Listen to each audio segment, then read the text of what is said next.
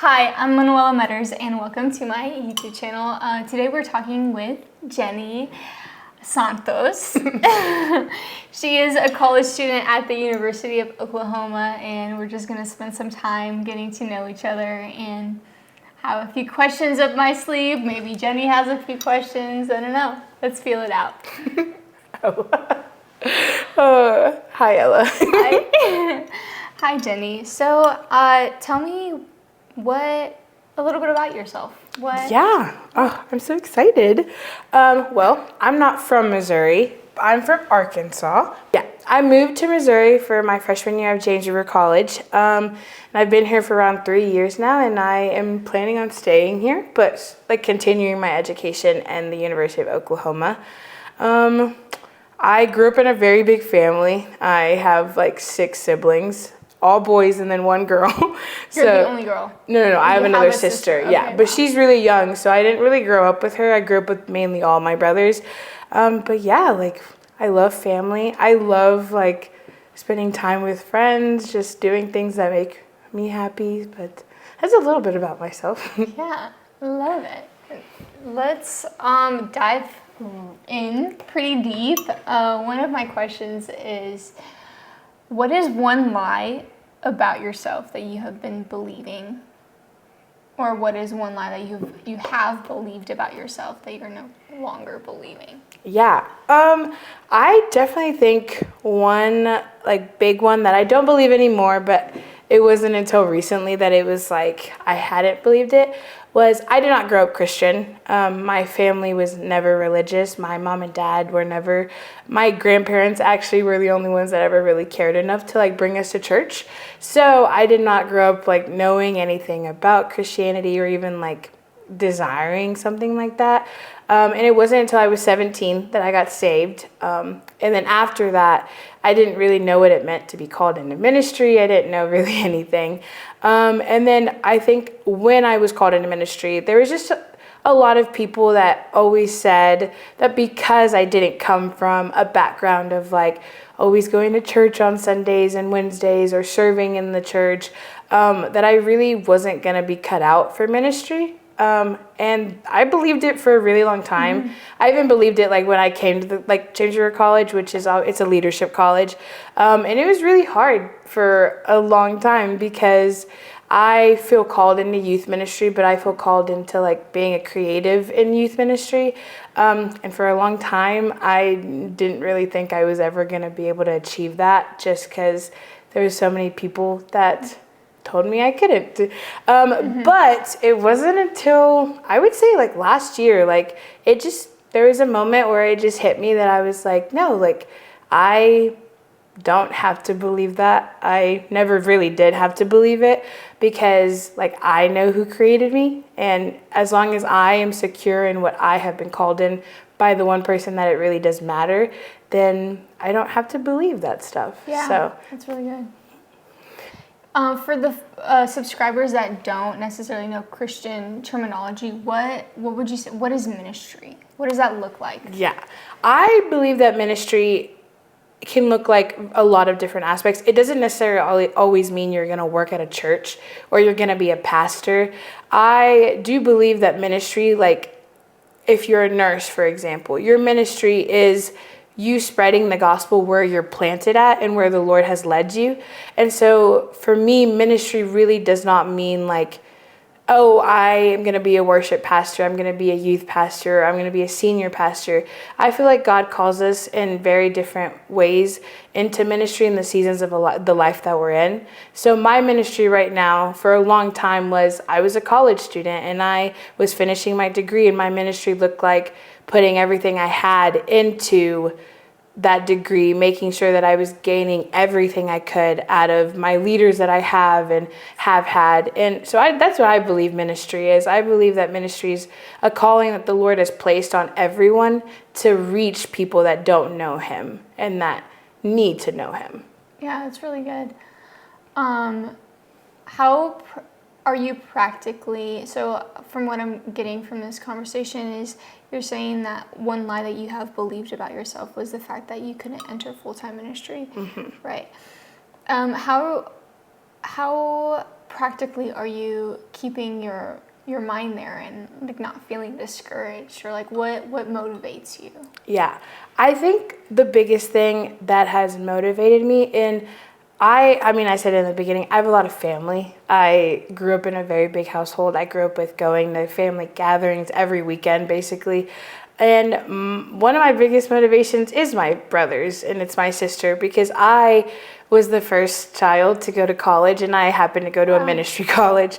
And so one of my biggest motivations in breaking off that lie over not only me, but my family, is that I want my siblings, my younger siblings, and even my older sibling to see that like we can come from a family that doesn't go to church or that hadn't gone to church, and we can still step into something that the Lord has called me to. So when I moved to Missouri to go to James River College, it was something that definitely shocked them. But seeing now, like, the fruit that, like, those seeds that were planted, like, very slowly, like, my little brother, for example, he now loves, can I say James River Worship? Okay, it's like, he loves James River Worship.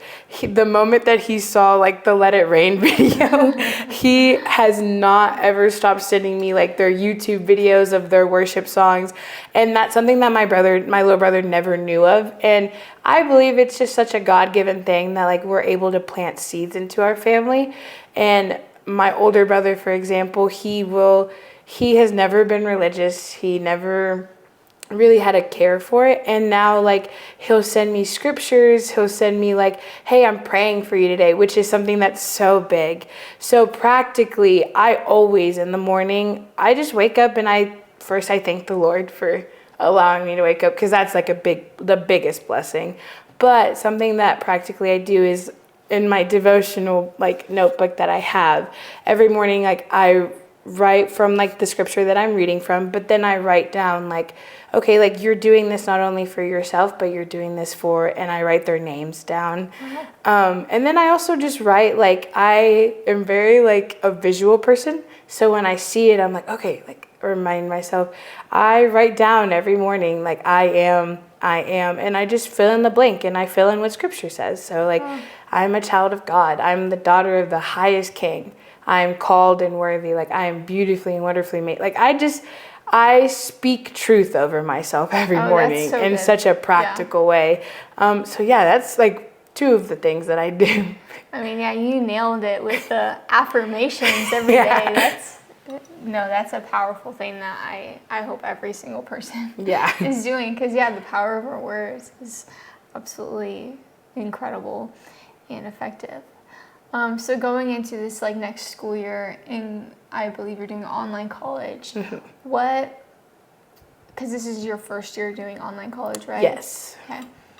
What about online college, because I know you're out of the state, you're away kind of from your family, you're away from maybe like a culture where like you are encouraged in the sense of, like, because you're online, you're on your own. How many years of school are you doing?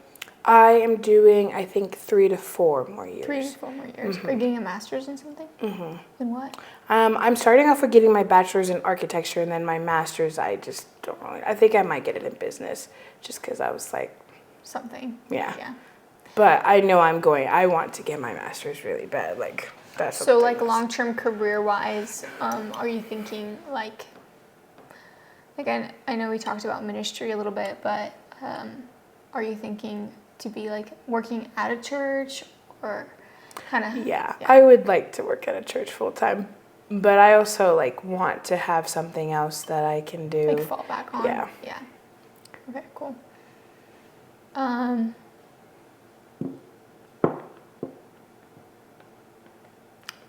Let's hear, in the next 5 years, what is your biggest, most wildest dream and goal you have for the next 5 years? The next 5 years. It's in 2030? Oh my gosh. Oh my gosh. Yeah. 2030. 2030 new digits. Well, I want to finish school. So, like, that's like a really big deal. School has always been a big deal for me. Like, I want to finish, and I want to get as high as I can because I'm like, it's a privilege to be able to go to school. So I want to be able to do that. Another dream of mine. One of my other dreams is that I would love, like, it's a really big dream of mine. I would love to take photos, like, professionally for, like, the NFL. Wow. It just is so cool. Like, that is something that is, like, so cool to me. Do you have a specific team that you I would love to take some for the 49ers. Okay. San Francisco fan. It's I won't say my other team because I fear I might be roasted, but it's okay. Yes. What's your other team? Don't say Chiefs. Oh no.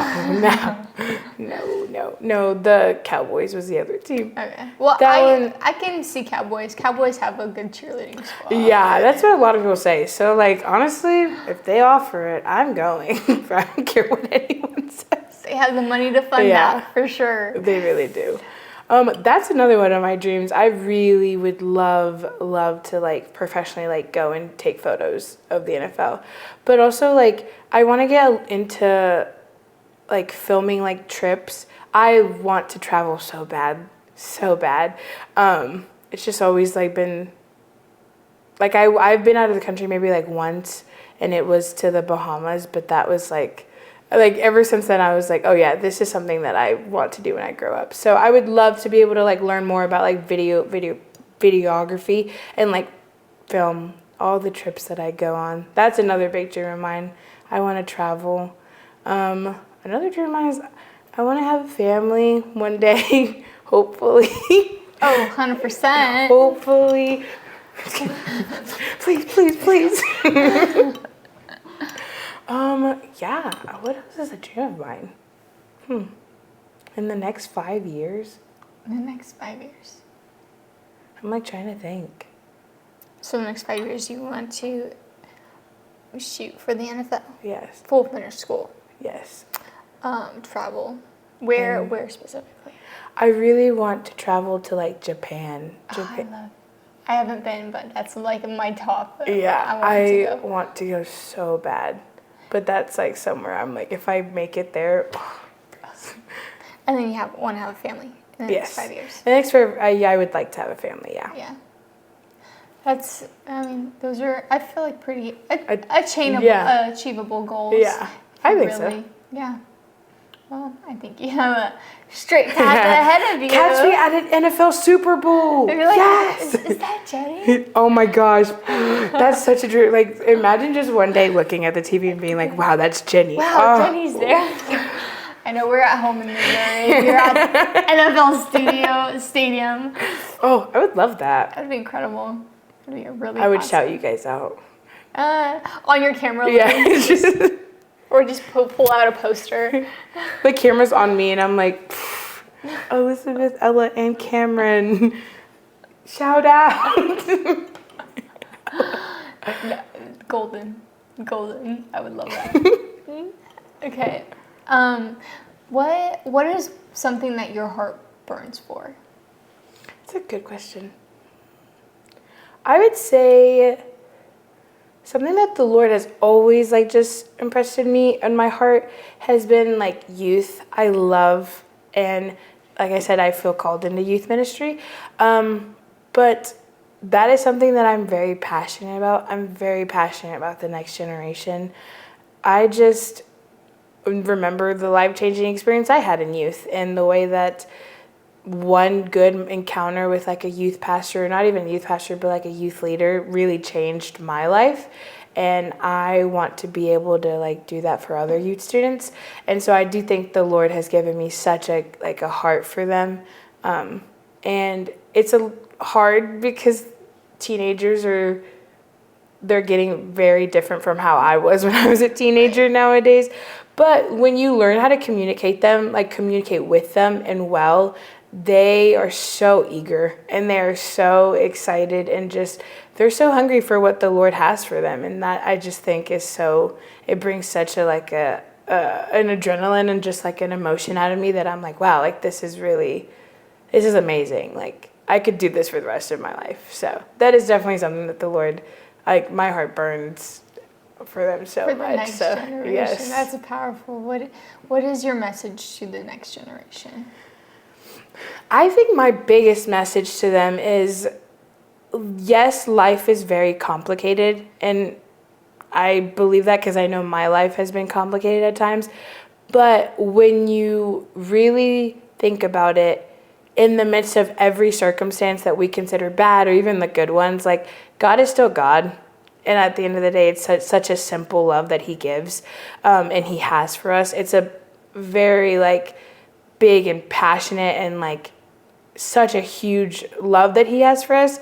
But it's simple. It's not something that, like, they have to really, like, strive for. Mm-hmm. And so and that's something that even I am still, like, learning and trying to, like, implement in my life, is that, like, yes, there's so many problems in the world and our lives, and as a teenager it's hard, but it's simple in that aspect. His love is very simple and it's so attainable.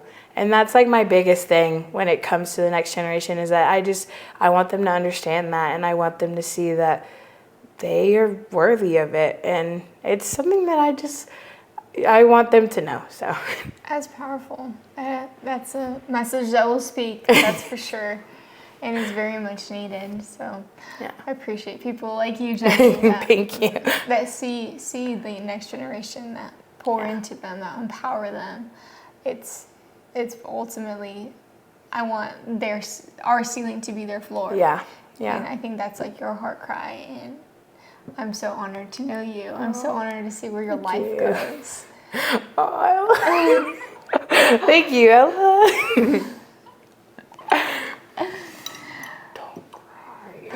Don't cry. Shove him back. Yeah, it's like, it's okay. Yeah. Cool. Yeah. That's kind of all that I have. Yeah. Is there anything you want to talk about? So what can we talk about when it comes to your job and, like, what Anything. literally anything? Nothing's off the limits. Okay, I just didn't want to, like. I do have a question for you, because Okay. I think your job is so cool. Your job, like, at the church, your job when you. Oh, do they know what your job is? No, but I'll Okay, I was gonna tell say, them. yeah. She'll get to it. I just think what you do is, like, the coolest thing ever. But I sometimes wonder, like, how do you manage all of it? Because, like, we've talked about it a couple of times. Like, you do social, but you also are now in the position of you're literally making music videos. But, like, how do you manage it, like, practically?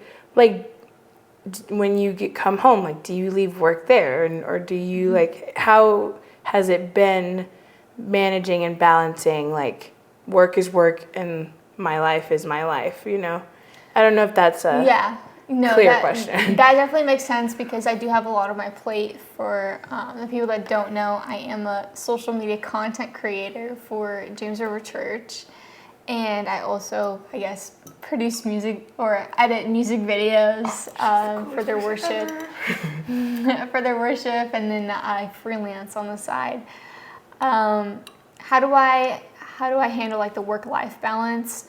I do know. I think in any other job position, I would be very stressed, and I'm not saying that there isn't stressful times, but I don't feel like I would be able to manage that. But because I work at a church, and I know that what I'm doing ultimately is life-giving, and and I can draw a line to, like, kind of like my boss always says, like, to someone's salvation. Like, they saw this invite and they got encouraged, like, and then they came to church and they got saved. Like, I think that's the rewarding part of it. Yeah. A lot. So in a sense of, like, yeah, dang, I am working a lot, but at the same time, like, it is so rewarding. And it's such a great atmosphere, and it's such a great encouragement and environment, and it's not toxic, and I feel like I'm growing and I'm constantly learning, and the people I work with I feel like so much more skilled than I am. So, like, I feel like I'm always, like, learning from them too. So, like, in this season right now, I feel like I know that's where I'm supposed to be. Yeah. So that's where I'm at, and the best I can do is steward my time. Yeah. And that's what I've been doing. Coming home, I think when it's event season and there's like a ton of stuff going on, it does get a little bit hard with, I guess, just communications, which I'm glad that like my husband is like so great at like kind of being there, and he'll like just stop by, or he'll like volunteer just to like sit with me. We love when Mark serves. Hangs out in the office with me while I work. I mean, when we have kids, that's going to be a whole different story. I don't know how I'll be able to do it, if I will be able to do it.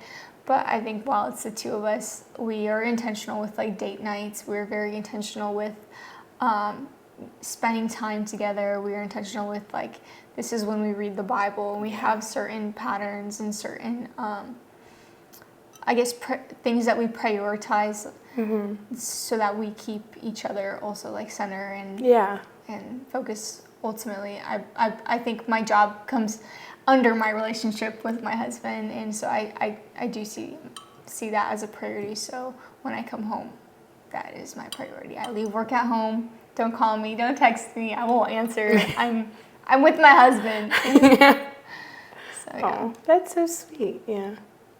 I have another question. Okay. This is a fun one. So, what has been like your most like memorable? Because you shoot weddings. Like, what has been like the one wedding that you're like, yeah, this one is a one I'm gonna remember like for the rest of my freelancing career? Like, has there just been a moment where you're just like, that's funny, or? Yeah, so I had one wedding that I was shooting in Kansas, which is 3 hours, which was like around 3 hours away, and I was set to be there from like 2 to 11 or something like that, where I was like, dang, and then I would have like a 3-hour drive home. So I was like, oh, okay. So Mark went with me. This one and only wedding, he went with me to Kansas, and this wedding was just very eventful. It was beautiful. Like the venue was at a vineyard, and it was just stunning. And like he was just kind of like, he had my second camera and was just shooting bushes and like flying a drone over a lake. And I was like, okay, he's like having fun on the side. He literally wasn't doing anything.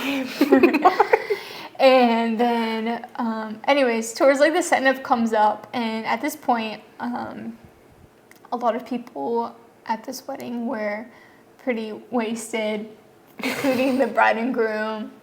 So as they're doing the final send-off, the groom is like picks up the bride, and he's carrying her, and he goes bop bop bop, and he like nearly drops her, and both like I just go. And everyone in the crowd goes, because he's literally like tripping over himself, and he's like holding her, and he like nearly drops her, and then like he catches himself like last second, and he puts her down, and then they like go out cheering. That was eventful. That was funny, and that was the one and only wedding Mark was with me. So yeah, I'll probably remember that. Yeah, I was gonna say that's a pretty memorable. Oh, well, I don't think I have any more questions, but... Okay, well, I mean, it was great chatting with you. I'm so glad that you came on. Yeah. Cut!